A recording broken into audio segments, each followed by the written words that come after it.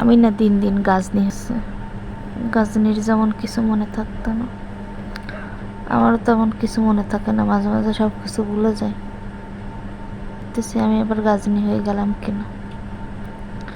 যাই হোক, গাজনি পরে হবে না, আগে রান্না বান্না করি। সব ভুলে গেলেও রান্না বান্নার কথা যায় না। হ্যালো বন্ধুরা, আসসালামু আলাইকুম, কেমন আছেন সবাই?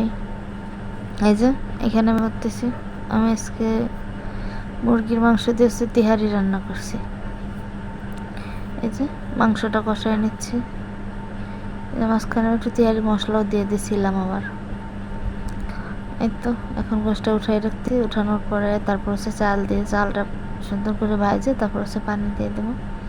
কড়াইতে যেহেতু মশলা ছিল তাই মশলার ভিতরে দিয়ে দিলাম। এই তো কষাচ্ছে, এটা হবে না ভাবতেছিলাম, তাই কী করলাম, রাইস কুকারের হাঁড়িতে দিয়ে দিলাম। রাইস কুকার হাঁড়িতে দিয়ে কুকারের হাঁড়িতে রান্না করলাম। কড়াইটা একটু ছোট, দুজন মানুষ, এই কড়াই আমাদের কাছে অনেক বড়। এই যে রাইস কুকারে দিয়ে দিলাম। এই যে কুকারে নিয়ে দেয়নি, কুকার রান্না করতে ঝামেলা মনে হয়, তাই চুলায় দিয়ে দিলাম। এই যে ভাত উতলে ফ্যানটা এনে গেছে, এখন হচ্ছে পোস্তটা দিয়ে দেবো। এই যে সুন্দর করে এই করে নেব, মিশাই নেব একসাথে। মিশামিশি এখন ঢাকনা দিয়ে চাপা দিয়ে রাখবো।